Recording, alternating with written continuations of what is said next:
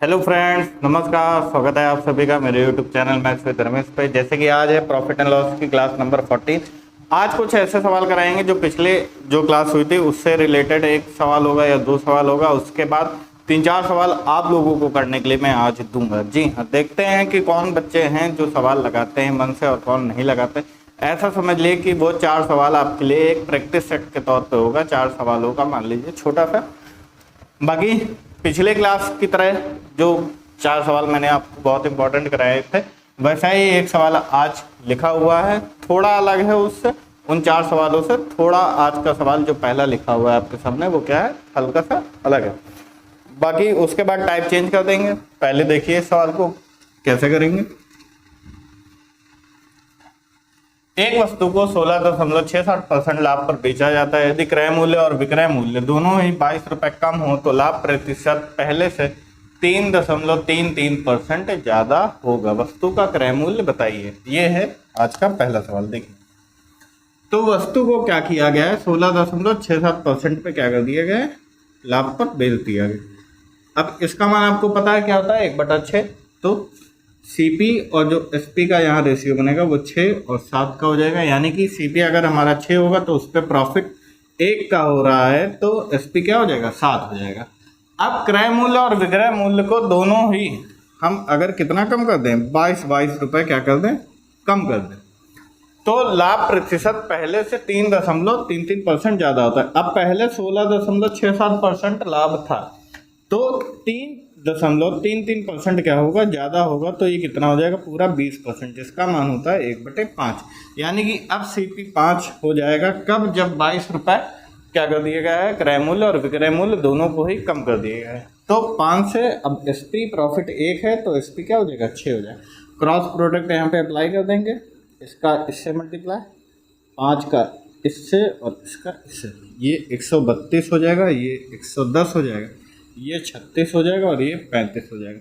यहाँ पे डिफरेंस लेंगे तो कितना डिफरेंस है, 1। 36 और 35 का डिफरेंस 1 और 132 और 110 के बीच में डिफरेंस 22 का। अब ये आ गया। अब आपको क्या करना था, वस्तु का क्रय मूल्य बताइए। तो क्रय मूल्य आपने माना था कब, असली क्रय मूल्य, यानी कि जो पहला क्रय मूल्य था हमारा वो क्या था, 6 था। ये 5 कब हुआ, जब 22 रुपए क्या कर दिया गया, क्रय मूल्य और विक्रय मूल्य में कम कर दिया गया। तो ये वाला नहीं लेंगे, कौन सा लेंगे, हमेशा पहले वाला। तो 6 का मान कितना हो जाएगा, 132 रुपये। यही हमारा हो जाएगा सीपी और यही हो जाएगा इस सवाल का आंसर। नोट कर लीजिए फटाफट। किसी भी बच्चे को कोई भी प्रकार की समस्या, दिक्कत, क्वेश्चन को सॉल्व करने में, ट्रिक समझने में, बेसिक समझने में कोई भी दिक्कत होती हो तो आप मुझे कमेंट सेक्शन में जरूर बताइए। उसका सॉल्यूशन तुरंत मैं आप लोगों को दूंगा।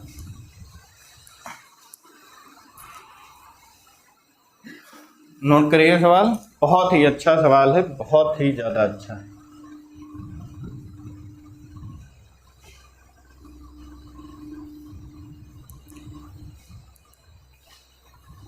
पहले सवाल करा देते हैं, ठीक है, उसके बाद होमवर्क दे देंगे। 3-4 क्वेश्चन होमवर्क के लिए दे देंगे, बहुत ही अच्छा रहेगा आप सबके लिए भी।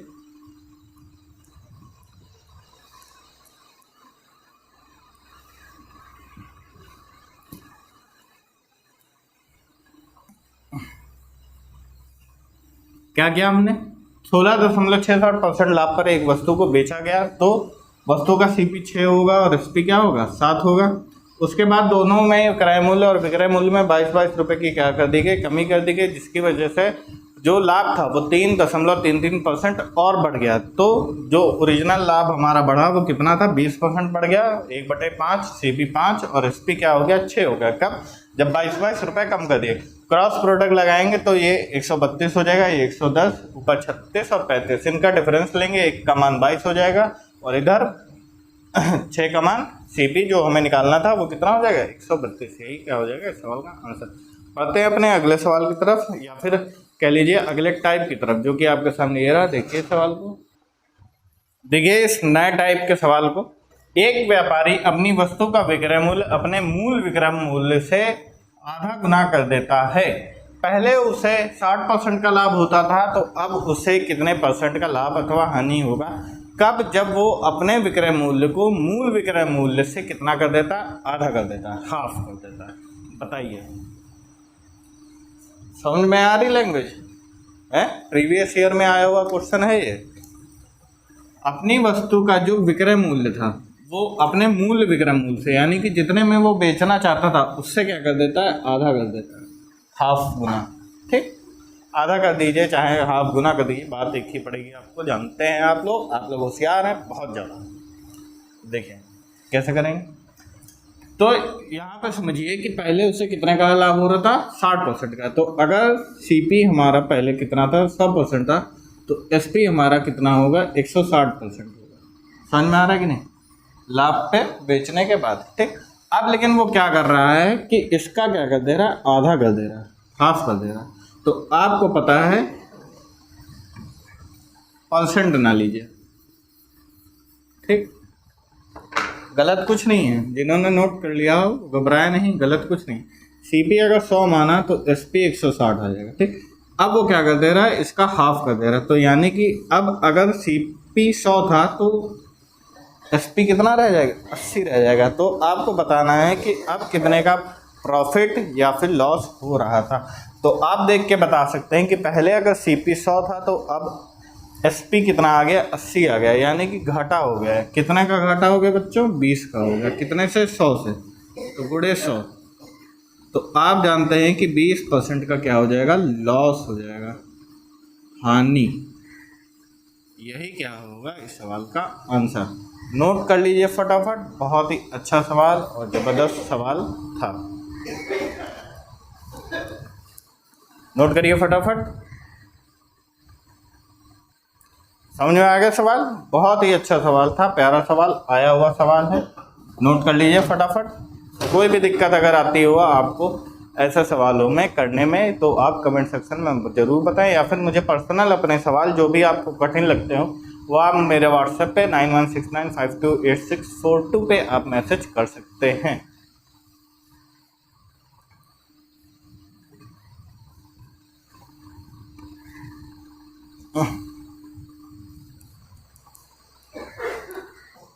चलिए बढ़ते हैं अपने अगले सवाल की तरफ, जो कि आपके सामने रहा। देखिए सवाल को, देखिए इस सवाल को, बहुत ही प्यारा सवाल, पिछले वाले सवाल से भी ज़्यादा बहुत ही अच्छा।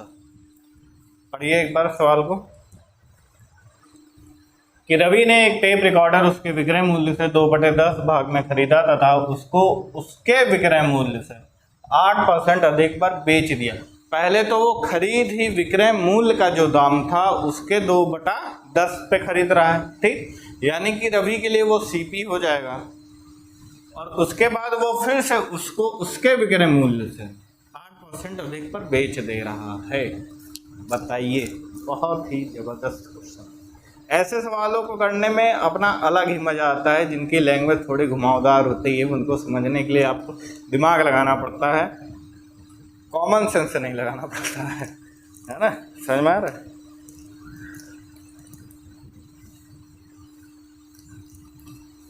चलिए देखिए, रवि ने एक टेप रिकॉर्डर उसके विक्रय मूल्य से 2/10 भाग पे खरीदा। पहले तो 2/10 भाग को तो हम क्या बना देंगे, 1/5, 2 एकम 2, 2 पंजे 10। ठीक, अब यहाँ पे आप ध्यान दीजिएगा, अगर हम मान लेते हैं एसपी कितना था, 5 था, तो सीपी हमारा 1 हो जाएगा, और ये रवि के लिए होगा। समझ में रहा है, ये टेप रिकॉर्डर का हो जाएगा। ठीक भाई, वो क्या कर रहा है कि विक्रय मूल्य से, विक्रय मूल्य हमने अगर माना एसपी कितना था, 5 था, तो वो इसके 1/5 पे खरीद रहा है, तो वही 1 रुपये बचा। 1 रुपये उसके लिए क्या होगा, सीपी होगा, किसके लिए, रवि के लिए। और टेप रिकॉर्डर का एसपी क्या होगा, 5 रुपये होना चाहिए। इतना समझ में आया कि नहीं। 2/10 भाग को हमने क्या किया, 1/5 बनाया। जब 1/5 बनाया तो हमने देखा कि जो एसपी ऑफ टेप रिकॉर्डर होगा, विक्रय मूल्य टेप रिकॉर्डर का जो होगा वो 5 होना चाहिए, तभी वो 1/5 पे क्या होगा, उसने खरीदा होगा, भाग में खरीदा। समझ में आ रहा है, पूरा क्वेश्चन दिख रहा है कि नहीं वहां आंसर तक, हाँ दिख रहा है। 1 मिनट, माइक निकल गया जी, समझ में आ गया। तो अब वो क्या कर रहा है, पहले तो अब आप 5 और इसमें क्या कर दीजिए, एक जीरो और बढ़ा दीजिए। मानने को आप चाहें तो सीपी में एक जीरो और बढ़ा के इसको 100 भी कर सकते हैं, क्योंकि एक था, कोई फ़र्क पड़ेगा नहीं। तो इसको आप 2 जीरो भी कर सकते हैं, वरना 1 जीरो भी कर सकते हैं, जैसी आपकी इच्छा। तो अब देखिए क्या होगा कि अब क्या कर रहा है, खरीदने के बाद उसको उसके विक्रय मूल्य से, विक्रय मूल्य मान लीजिए उसका 500 रुपये था, तो उसके 8% अधिक पे बेच दे रहे हैं। यानी कि एसपी से ही वो फिर से क्या बना रहा है, एसपी बना रहा है। तो आप जानते हैं 54 कितना आ जाएगा, 540 रुपये आ जाएगा। समझ में आएगा कि नहीं आ जाएगा। अब आपको बताना उसका लाभ प्रतिशत क्या होगा। तो आपको पता है कि जो लाभ होता है हमारा वो विक्रय मूल्य और माइनस क्रय मूल्य होता है। तो विक्रय मूल्य अगर 540 था और ये 100 था, तो लाभ कितना होगा, 440 होगा। कोई डाउट है यहाँ तक। अब जब 440 हमारा लाभ आ गया और 100 हमारा क्या था, एसपी था, सॉरी सीपी था, तो हमें क्या बताना है, लाभ प्रतिशत बताना है। इतना तो लाभ प्रतिशत नहीं होना चाहिए, 440%। एक जीरो हमने ज़्यादा ही लगा दिया आप लोग के कहने पे, ताकि आप लोगों को समझा, वरना 10 मानते और वो कितना हो जाता, 54 हो जाता, 44% का लाभ होता। 44/100 कर देते, सॉरी 44/10 कर देते, 10 कर देते, तब भी वही आता। कितना आ गया, 440% का लाभ। यही हो जाएगा आंसर। नोट कर लीजिए फटाफट। बहुत ही बढ़िया सवाल है, बहुत ही बेहतरीन।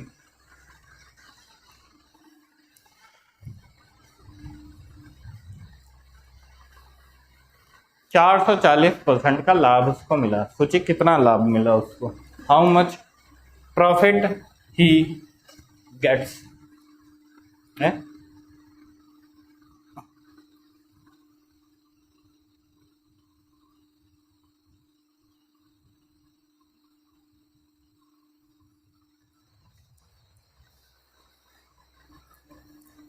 दो 2024 में चुनाव, भटकिएगा नहीं, पहले बता दे रहे। इतने टाइम भाषण, लेकिन उसके सुनने में बहुत मज़े आते हैं। राहुल गांधी के आप देखिए कितने मस्त मस्त वो भाषण देता है, बड़ी मज़ा आती है। कब वो बंदा जो पहले लोग उसको क्या कहते थे, पप्पू कहते थे, नाम से संबोधित किया जाता था उसको, और वो भी ज़बरदस्ती का ही, उसके मतलब दूसरी जो पार्टियां थी वो उसके वीडियो को क्या करती थी, एडिट कर करके उसको ज़बरदस्ती पप्पू क्या कर दिया गया, डिक्लेयर कर दिया गया। वरना उसके भाषण कभी सुनिए आप, कितने ज़बरदस्त हो रहे हैं। अभी लद्दाख में देखिए बच्चों ने सवाल पूछे, कितने मस्त उसने आंसर दिया। ऐसे आंसर किसी भी नेता से आप एक्सपेक्ट नहीं कर सकते, इतने अच्छे आंसर उसके थे, कितने मस्त। वो बंदा बहुत चेंज हो गया, बहुत ज़्यादा। पीएम बने या ना बने, लेकिन उसकी मेंटल एबिलिटी बहुत बढ़िया, बहुत बढ़िया। रागा, मज़ेदार तर्क होते हैं, मज़ेदार आंसर होते हैं, संतुष्ट करने वाले आंसर आपको देगा हमेशा। हिंदी में बंदा थोड़ा मात खा देता है, क्योंकि जाहिर सी बात है बाहर से कोई परमानेंट अगर रह रहा है, पढ़ रहा है, तो आज जानते हैं कि उसकी हिंदी उतनी अच्छी होना स्वाभाविक नहीं है। आप किसी साउथ के बंदे को ही पकड़ लीजिए जो भारत का मूल निवासी हो, उस पर भी आप कैसे एक्सपेक्ट कर सकते हैं कि वो नॉर्थ इंडिया में आके हिंदी बहुत अच्छी बोलेगा, अगर वो साउथ का परमानेंट मूल निवासी है तो। या तो वो इंग्लिश में बात करेगा या तो अपनी भाषा में बात करेगा। समझ में आ रहा है कि नहीं।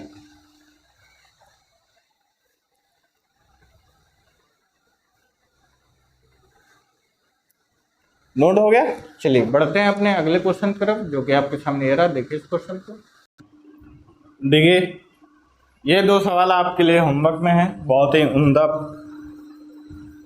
तरीके से सवाल लिखे हुए हैं, ऐसे जा रहे हैं, साफ साफ मेरे को भी नजर आ रहा है, लेकिन नज़रअंदाज करिए थोड़ा बहुत। सवाल सही है, सवाल की राइटिंग जो है वो सही है। पढ़ के एक बार बता देते हैं कि एक फैन को 10% नुकसान पर चिन्हित किया गया है, यानी कि मार्क किया गया है 10% नुकसान पर। यदि दुकानदार इसे ऐसा समझ लीजिए कि 10% नुकसान पे वो बेचना चाहता है, यदि दुकानदार इसे 16.23% कम में खरीदता और इसे 162 में बेचता, यानी कि कितने में कम में खरीदता, 16 सही 2/3% में, और कितने में बेचता 162 में, तो उसे 12.5% का लाभ होगा। फैन की चिन्हित बिक्री मूल्य का पता लगाएं। देखिए यहाँ पे लिख भी दिया गया है कि बिक्री मूल्य का पता लगाएं। ये देखिए रफ हो गया 28, यानी कि आपको क्या बताना है कि जो फैन था उसकी आपको मार्केट वैल्यू बतानी है, एमआरपी या फिर सेलिंग प्राइस, जो भी आप समझ लीजिए, वो आपको बताना है। दूसरा सवाल आप लोग एक बार पढ़ लीजिए, मैं फिर पढ़ देता हूँ, बहुत ही अच्छे तरीके से तिरछा लिखा हुआ है। एक फल विक्रेता निश्चित मूल्य पर आम बेचकर 14.2% का लाभ कमाता है। अगर उसने 13 रुपये अधिक में खरीदा, कितने में अधिक में खरीदा, 13 रुपये में, और उसे 26 रुपये में बेचा, तो उसे 16.2% का क्या हो गया, नुकसान हो गया। आम का विक्रय मूल्य ज्ञात करें यदि वो 28.4% का लाभ कमाना चाहता है। ये सवाल है, नोट कर लीजिए। अभी 2 सवाल और हैं, जाइएगा नहीं कहीं कि आप सोचिए कि सर ने 2 ही सवाल दिए हैं। 2 सवाल नहीं है, अभी और भी हैं।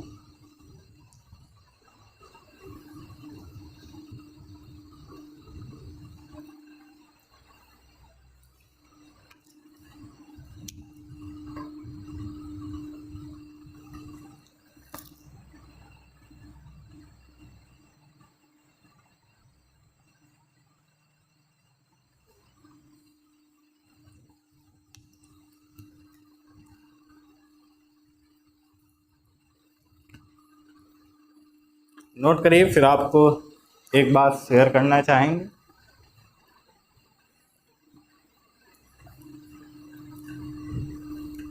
चंद्रयान की सफलता के बाद पाकिस्तान जो सोच रहा था, जो बोल रहा था, उसको एक बात तो समझ में आ गई होगी कि चांद पे झंडा होना और झंडे में चांद होना कितना बड़ा अंतर है। समझ में आ रहा है? आप लोग भी खुश होंगे, खुशियाँ मनाइए। बहुत ही सभी भारतीय खुश हैं, बहुत ही सफलता जो थी उसकी, बहुत ही उससे प्रसन्न सभी लोग।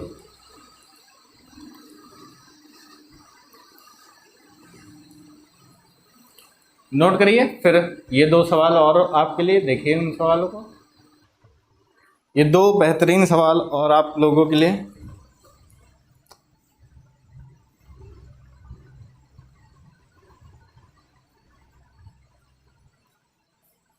ऊपर वाला सीधा लिखता है, नीचे वाला पता नहीं कैसे टेढ़ा हो जाता है, नजरअंदाज करें। एक आदमी एक वस्तु को 5% लाभ पर बेचता है, ठीक। यदि उसे वस्तु को 5% कम में खरीदा होता और 1 रुपये कम में बेचा होता, पहले कम में खरीद रहा फिर कम में बेच रहा, तो 10% का लाभ होता। यदि उसने वस्तु को 10% कम में खरीदा होता और x रुपये कम में बेचा होता, तो उसे 5% का लाभ होता। x का मान बताइए, x का मान बताइए। अगला क्वेश्चन, एक वस्तु को 10% लाभ पर बेचा जाता है यदि उसे 22 रुपये अधिक में खरीदा गया होता। एक वस्तु को 10% लाभ पर बेचा जा रहा है यदि उसे 22 रुपये अधिक में खरीदा गया होता और 5% ज़्यादा में बेचा गया होता, तो लाभ 10% होता। ये 16.5 मत करिएगा, 62.5% लाभ पर विक्रय मूल्य ज्ञात करें। यानी कि वो विक्रय मूल्य आपको बताना है जिस पर 62.5% का क्या होगा, लाभ होगा। नोट कर लीजिए, दोनों सवाल बहुत ही अच्छे हैं।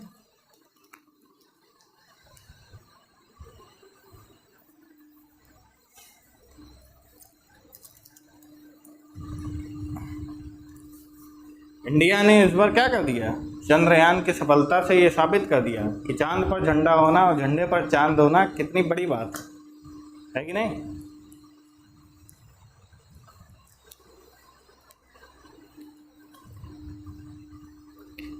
इंडिया ने चंद्रयान की सफलता से क्या कर दिया, साबित कर दिया कि चांद पर झंडा होना और झंडे पर चांद होने में कितना अंतर है।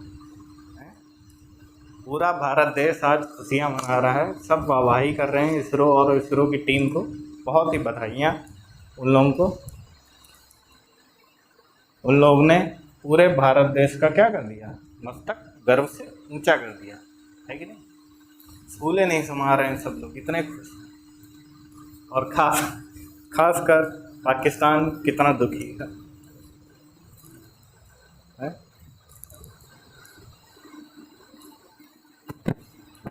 सॉरी। इससे आप लोगों को भी एक सीख मिलती होगी कि असफलता से भयभीत कभी मत होइए। समझ में आ रहा है नहीं? जो पहले असफल हो गया था उसको फिर से उन्होंने प्रयास किया, फिर से उन्होंने भेजा और इस बार क्या हुआ, सफलता उनके हाथ लगी। इससे आप लोगों को सीखना चाहिए कि आप लोगों को भी कभी भी हार नहीं माननी चाहिए। जीवन में कितनी कठिन परिस्थिति आए, कुछ भी हो जाए, लेकिन आपको कभी भी क्या कहते हैं उसको, इंग्लिश में क्या कहते हैं, हिंदी में तो कभी भी हार नहीं माननी चाहिए। इंग्लिश में भी कोई अच्छा वर्ड है, कल ही मैंने सीखा था नया। तो कुल मिला के यही है कि कभी भी आप लोग हार मत माने, हमेशा निरंतर पढ़ते रहें, अपने जो एम आपने तय किया है उसकी ओर अग्रसर रहें, हमेशा बढ़ते रहें, हमेशा मोटिवेट रहें, कभी भी डीमोटिवेट ना हो, चाहे जितनी समस्या लाइफ में क्यों ना हो, हमेशा आप लोग क्या रहें, खुशीदार, उमंग, जोश भरा जीवन आप लोग व्यतीत करें। सवाल नोट हो गया जी? चलिए, ये 4 सवाल आप के लिए होमवर्क थे, आप लोग लगाइए इनको। कोई भी दिक्कत आती हो तो आप कमेंट सेक्शन में ज़रूर बताइए, वरना आप लोग मुझे पर्सनल भी मैसेज करिए। मिलेंगे आपसे अपने आने वाली वीडियोस में, तब तक के लिए नमस्कार, जय हिंद।